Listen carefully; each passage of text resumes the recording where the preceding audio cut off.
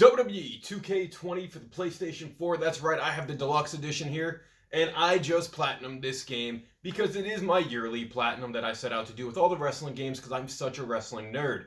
So, this is going to be my honest review of the game. Now, this game has gotten a lot of slack since release.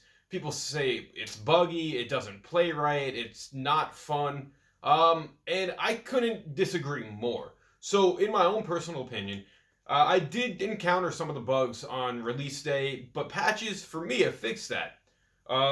The My Career mode to me was a really cool story, and it had a lot of like cheesy, fun, arcadey style matches that at the same time, it may have not been the most intriguing, in-depth story, but I like how it went as you play as two created characters that you create, and pretty much you just journey with them through their story as they complete what they have as the list, which were goals that they wanted to accomplish in wrestling from high school to them being inducted into the Hall of Fame.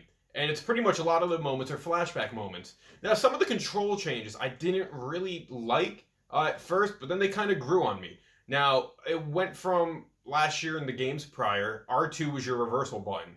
This year, it's triangle. Now, for anyone who's played the previous games, triangle was your finisher for probably the longest time, ever since it stopped being L1. Now, to do your finisher, it reminded me a lot of No Mercy. It reminded me a lot of WrestleMania 2000, where you had a two-button combo. Back then, it was A and B at the same time. This year, it's square and X, and it feels good. Some of the matches, I got a little bit annoyed with trying to do some of the trophies, like the Royal Rumble, and some of the trophies were kind of hit or miss, like breaking out of a carry. It's not hard to break out of a carry, but you gotta hope your opponent tries to get you in a carry in order to break out of it, if that makes sense. Now, graphically, people have panned this game as well, where I don't think it looks all that bad, and maybe that's because I played it through the patches, so the most recent patch is probably in my mind of how it looks. But from the first day I've played this game, I didn't think it was as awful as the reviews were saying it was, which is why I don't think people should let those reviews base their opinion on the game without having to play it first. So, the only real big issue I had was with online. Certain things, like trying to get into matches, you can't tell me no one's playing and it takes me 10 minutes to find a match, or I would get this thing where it kept saying I was disconnected from PSN, even though I wasn't. Aside from that, I really didn't have anything awful to say about this game. You can create tournaments, which is cool.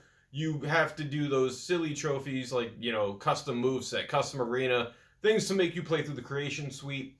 And then there was just, I think, a lot to do, from universe mode to my player to the online stuff to regular gameplay stuff. And then they do have the showcase mode, which is the Woman's Revolution, which I thought that was relatively cool. Some of the checkpoint challenges that you have to do in the game are a little tough. I did have to find myself playing through multiple times, and there aren't really checkpoints. If you fail a match, you have to start all the way from the beginning of the match and do everything, even if you were on the last checkpoint, which I guess it's fair. It did get annoying for me in that essence, but that's really it. There's the 2K originals, which allow you to do different weird side stories in weird arenas, like the Gates of Hell, or Bray Wyatt's kind of House of Horrors type thing. And I thought that was cool.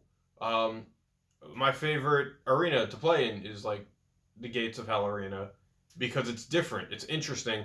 The New Day get a custom arena in this game. You could tell 2K, by switching developers from Ukes to, I think it's Visual Concepts, you could see new ideas were there.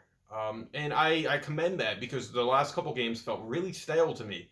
So I commend the new ideas being implemented, even if some people can say they weren't as polished as they should have been.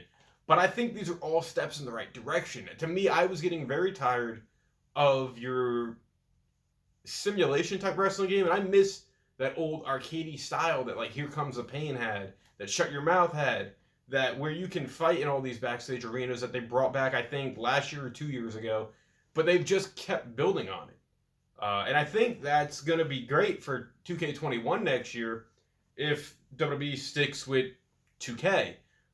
There's a lot of concepts here that I believe really, really show promise. Do I disagree with the polished comments people are making? Yeah, the game's not as polished as it could be, but it doesn't make it a bad game in my eyes if you take the time to like figure stuff out. I think there's some fun to be had here, especially because messing with people online is always fun. I was doing a thing where I put a southern accent on, said all these random things. People got really confused with who they were talking to, and it was cool. I had a lot of fun with this game. That's my honest review on WWE 2K20. If I didn't enjoy it, I would have not platinumed it. I wouldn't have forced myself to platinum it. But I did have fun with this game, and I think you should give it a shot.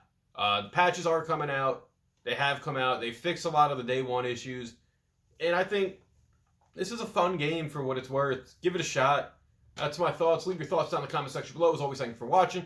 Like, share, subscribe. Until next time, I'll catch you later, guys.